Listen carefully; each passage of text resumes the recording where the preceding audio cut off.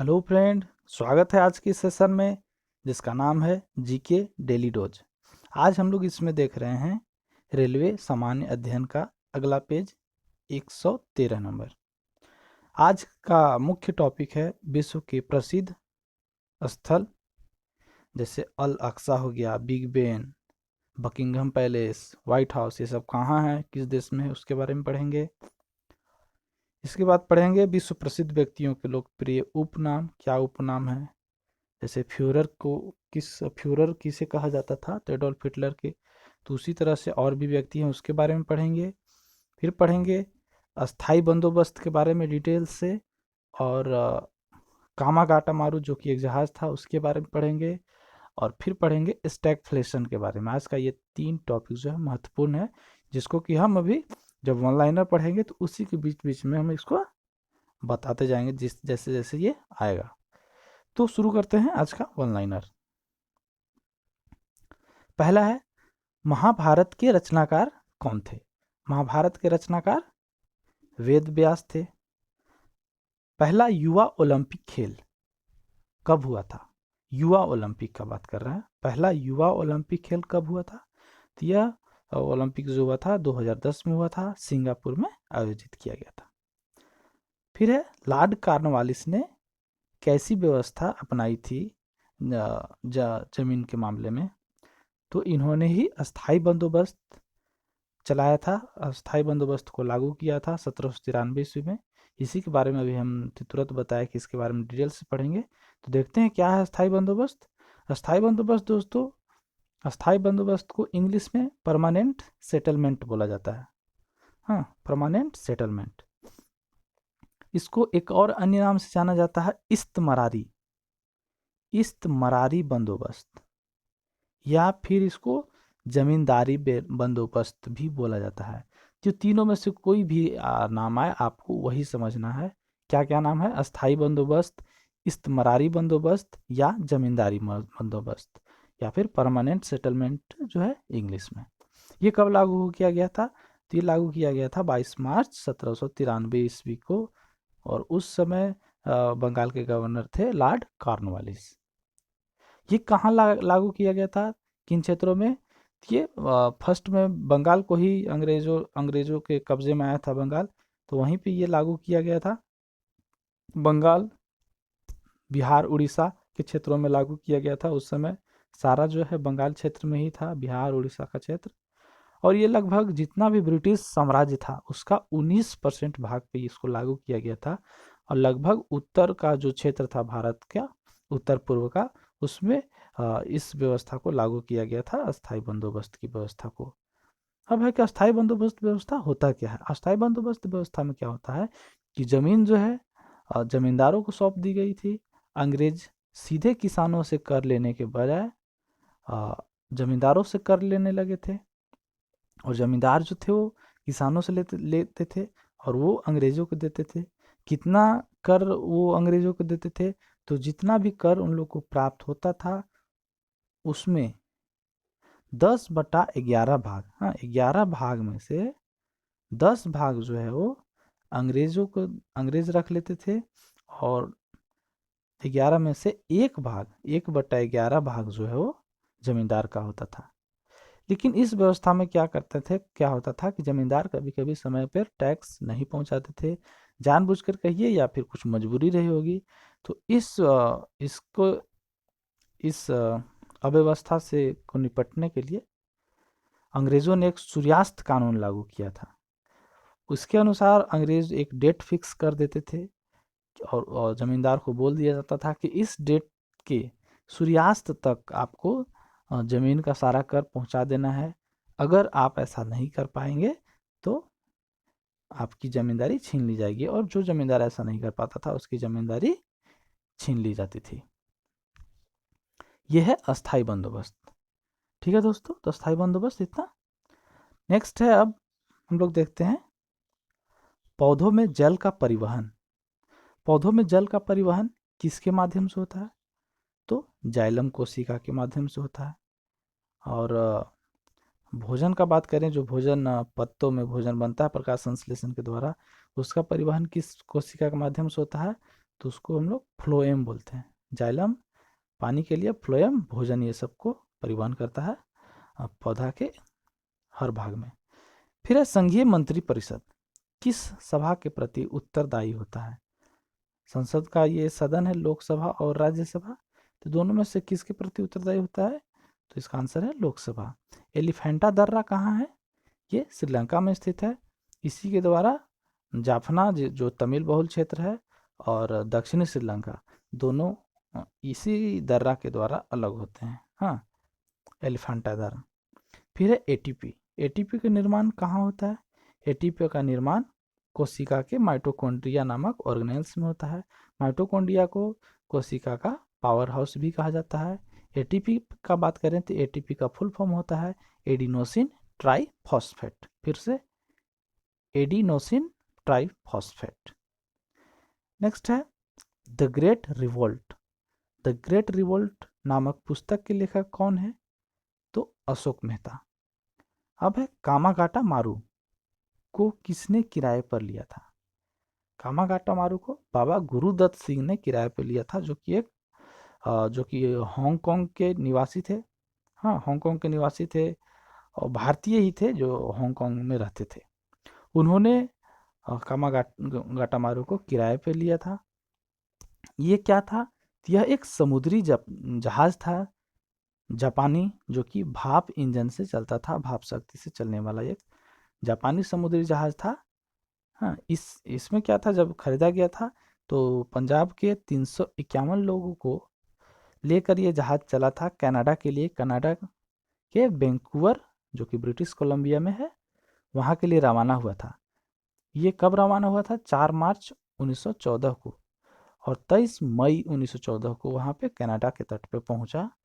तो वहाँ पे जो अंग्रेज का ही शासन था, तो वहाँ पे मात्र 24 लोगों को ही उतारा गया, बाकी को ज़बरदस्ती वापस इंडिया भेज दिया गया।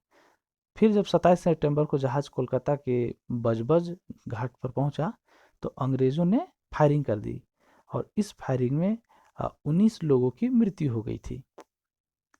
इसी को कामागाटा मारू घटना कहा जाता है। 1914 में हाल ही में भारत सरकार ने इस घटना को याद करते हुए 100 रुपये का एक सिक्का जारी किया था। अब है महाबली गंगा। महाबली गंगा कहाँ की सबसे बड़ी नदी है? श्रीलंका की सबसे बड़ी नदी है महाबली गंगा।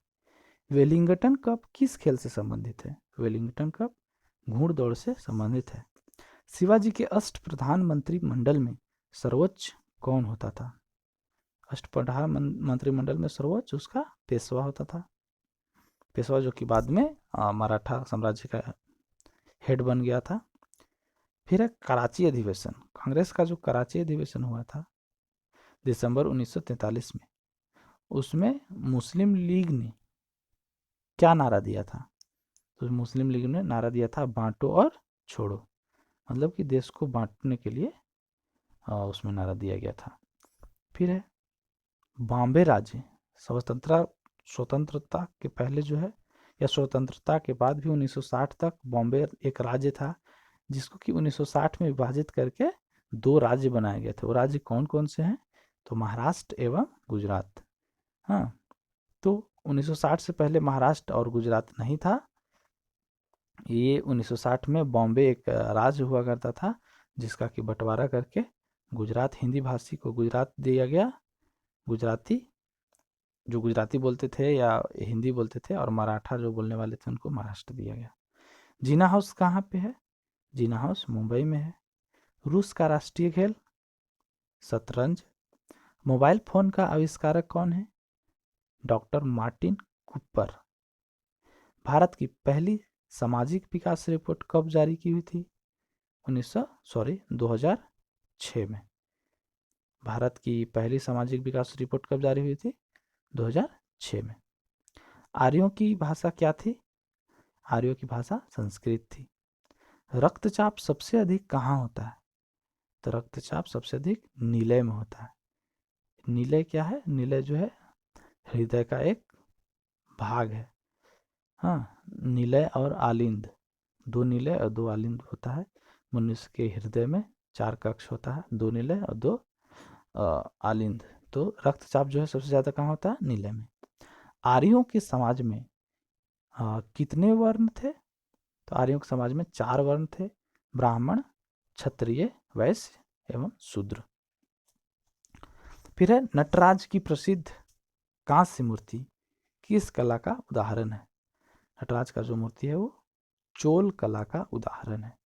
भारत का सबसे बड़ा वाणिज्यिक बैंक कौन सा है? भारत का सबसे बड़ा वाणिज्यिक बैंक भारतीय स्टेट बैंक है।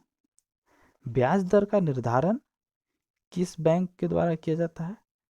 तो ब्याज दर का निर्धारण जो है भारतीय रिजर्व बैंक के द्वारा किया जाता है, जो कि भारत का केंद्रीय बैंक है। गतिरोध और मुद्रास्फीति की स्थिति को क्या कहते हैं? गतिरोध और मुद्रास्फीति की स्थिति को स्टैगफ्लेशन कहते हैं। इसमें दोनों तरह का सिचुएशन होता है। इसका हिंदी नाम है स्फीति जनित मंदी, मतलब कि स्फीति भी है, मुद्रास्फीति भी है और अपस्फीति भी है। अपस्फीति कहने का अर्थ हुआ मंदी। हाँ, तो स्फीति जनित मंदी है। दोनों तरह का सिचुएशन इसमें होता है। यह इकोनॉमिक की वह अवस्था है जिसमें आर्थिक तरक्की की रफ्तार घट जाती है, मतलब कि आर्थिक तरक्की की रफ्तार घट रही है और बेरोजगारी के साथ साथ महंगाई भी ऊंचे लेवल पर रहती है। यहाँ दोनों सिचुएशन, आर्थिक रफ्तार घट रही है और बेरोजगारी बढ़ रही है। हाँ, ये मंदी का सिचुएशन है, प्लस में महंगाई बढ़ रही है, ये मुद्रास्फीति का है। तो ये दोनों तरह का कंडीशन रहता है, इसलिए इस सिचुएशन को हम लोग स्टैगफ्लेशन के नाम से जानते हैं। फिर है विनिवेश। विनिवेश जिसको इंग्लिश में डी इन्वेस्टमेंट बोलते हैं, तो इसका क्या अर्थ है? विनिवेश का सरकार के शेयर निजी कंपनियों को बेचना। सरकार जब अपना शेयर जो है निजी कंपनियों के हाथ में बेचता है तो उसको बोलते हैं विनिवेश। सुलभ मुद्रा से क्या तात्पर्य है? सुलभ मुद्रा से तात्पर्य है ब्याज की कम दर पे मुद्रा का उपलब्ध होना, तो उसको सुलभ मुद्रा कहते हैं। किसी व्यक्ति के वास्तविक जीवन स्तर का आकलन कैसे किया जा सकता है? आंसर है प्रति व्यक्ति आय। प्रति व्यक्ति आय के द्वारा किसी व्यक्ति के वास्तविक जीवन का स्तर जो है उसका आकलन किया जा सकता है। वह स्थिति जिसमें कुल आय कुल लागत के बराबर हो, उस पॉइंट को क्या कहते हैं?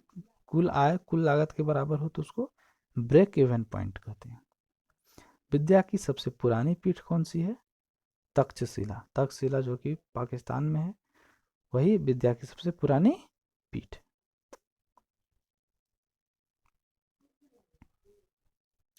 अब है अर्थशास्त्र। अर्थशास्त्र में बाजार से क्या अभिप्राय है? तो अर्थशास्त्र में बाजार का अभिप्राय है प्रतियोगिता की उपस्थिति। बाजार मतलब वहाँ पे कंपटीशन होता है। हाँ, बेचने वाले खरीदने वाले दोनों होते हैं। बेचने वाले और बेचने वाले में कंपटीशन होता है कि मेरे पास ज़्यादा ग्राहक है, उस हिसाब से मूल्य का नियंत्रण होता है उसमें।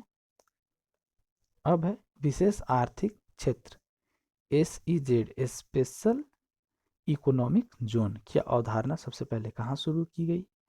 चीन में।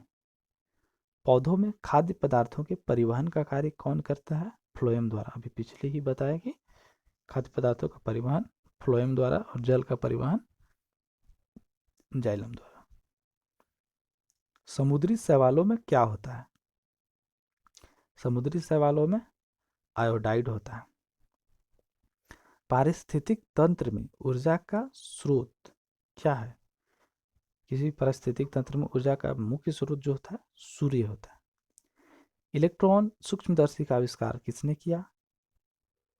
एम नोल और ई रुस्का ने किया था। एम नोल और ई रुस्का ने किया था। कैंसर के उपचार के लिए प्रयुक्त उत्कृष्ट गैस कौन सा है? कैंसर के उपचार के लिए प्रयुक्त उत्कृष्ट गैस रेडॉन है।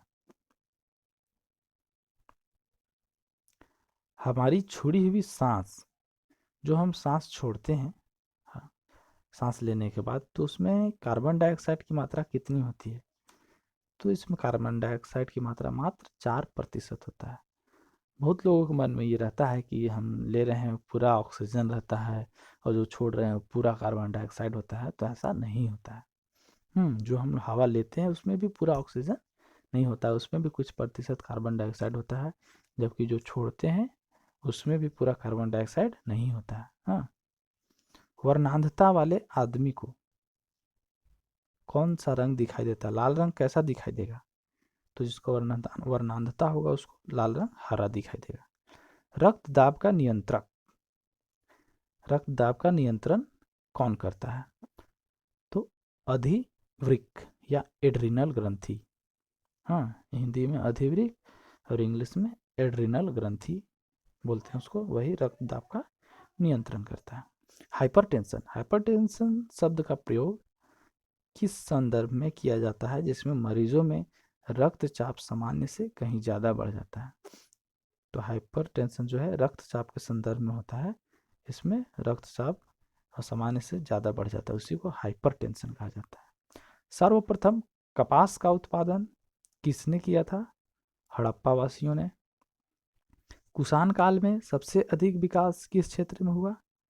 तो कुषाणों के काल में सबसे अधिक जो विकास हुआ वो कला के क्षेत्र में हुआ।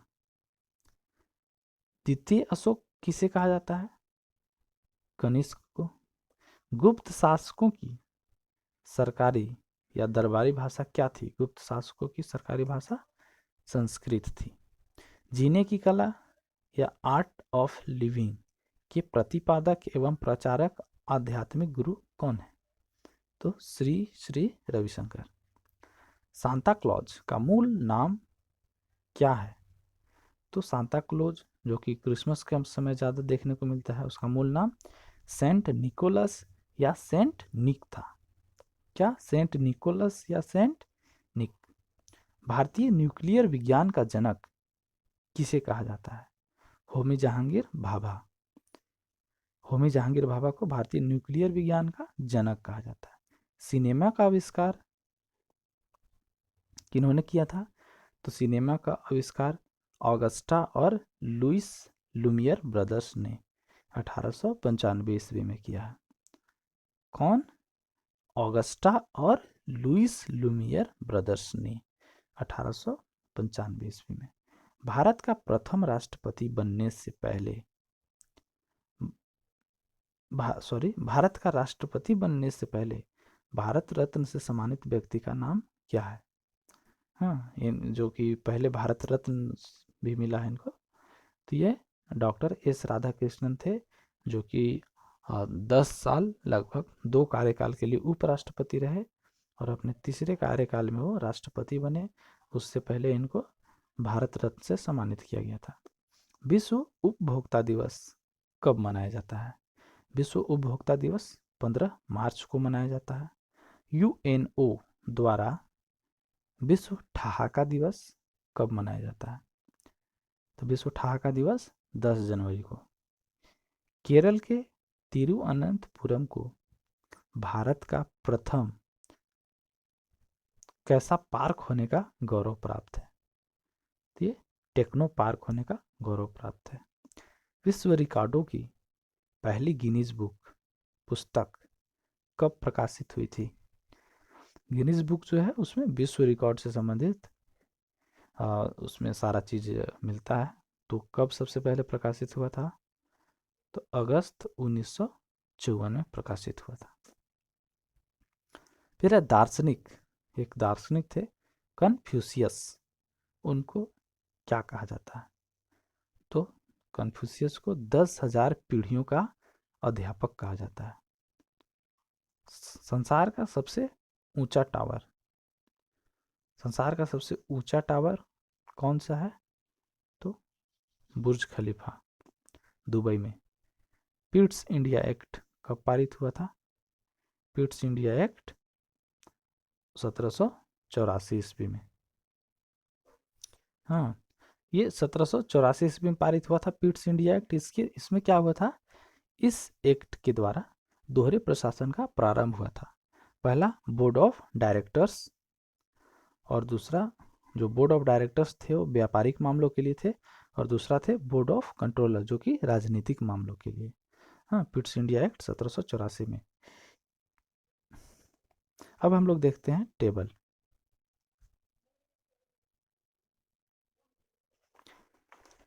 इसमें विश्व के प्रसिद्ध स्थल पढ़ना है। तो पहला है अल अक्सा। अल अक्सा कहाँ है? अल अक्सा जेरूसलम में, जो कि इजराइल देश में पड़ता है।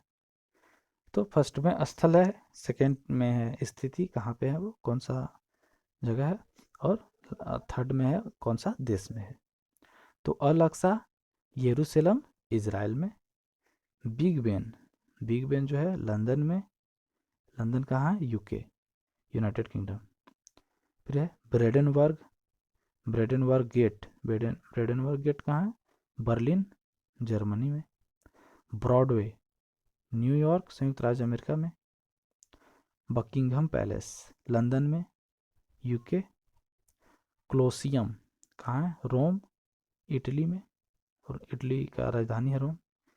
Downing Street, London, UK. Eiffel tower, Paris, France.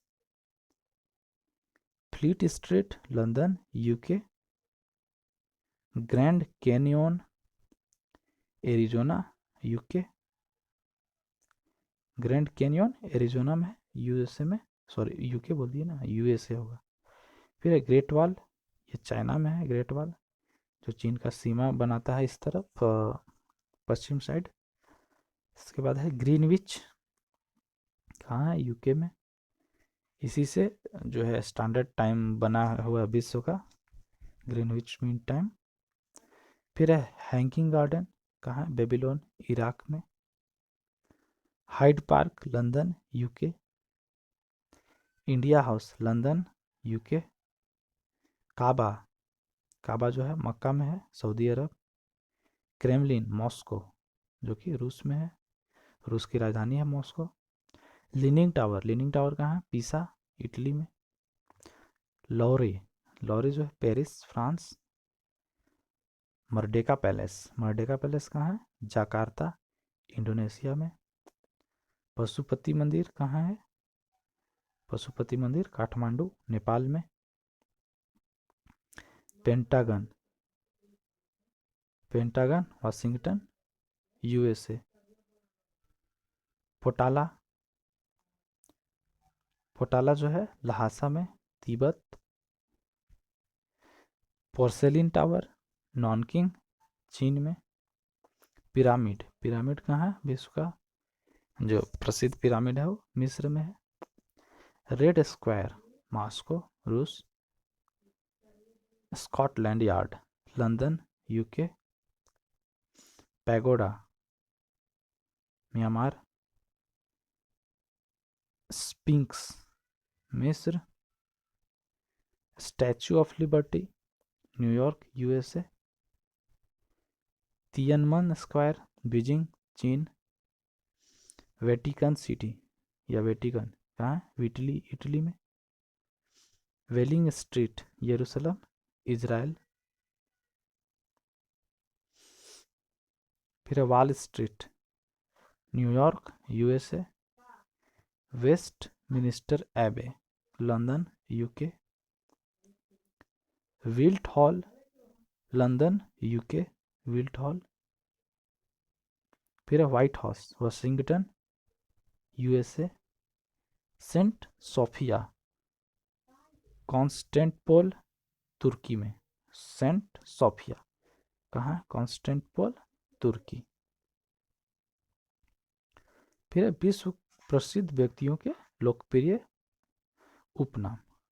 हाँ, पहला है ड्यूस, ड्यूस के नाम से मुसोलिनी को जाना जाता है। फादर ऑफ इंग्लिश पोएट्री, चौसर को। फ्यूहरर, फ्यूहरर के नाम से किसे जाना जाता है? Adolf Hitler. लिटिल कॉर्पोरल किसे बोला जाता है? नेपोलियन को। लेडी विद द लैम्प किसे कहा जाता है? Florence Nightingale. मैंडारिन, चीनी अधिकारियों को मैंडारिन कहा जाता है। मैन ऑफ डेस्टिनी, नेपोलियन को। मेडन क्वीन, एलिजाबेथ को। Man of blood and iron, इसे बिस्मार्क को बोला जाता है, main of blood and iron. तो दोस्तों खत्म होता है आज का ये सेशन। फिर मिलते हैं अगले वीडियो में। दोस्तों अगर आपने मेरे चैनल को सब्सक्राइब नहीं किया है तो प्लीज़ सब्सक्राइब कर लीजिए। हम रोज़ बहुत ही इन्फॉर्मेटिव वीडियो लेके आते हैं। और यहाँ आप देख सकते हैं किस तरह से ये स्पीडी का सीरीज शुरू हुआ था पेज नंबर 84 से, और अभी लगातार चल रहा है और हम लोग पहुँच चुके हैं पेज नंबर 113 में। धीरे धीरे ये आगे बढ़ेगा और उसके बाद जब ये एक बार ख़त्म हो जाएगा, जितना भी क्वेश्चन बैंक्स हैं, तो फिर से उसको हम पेज नंबर 1 से शुरू करके फिर पेज नंबर 83 तक पहुंचा देंगे। उसके बाद फिर आगे का सेट लगाएंगे। तो दोस्तों धन्यवाद। आज का ये सेशन यहीं पे समाप्त करते हैं।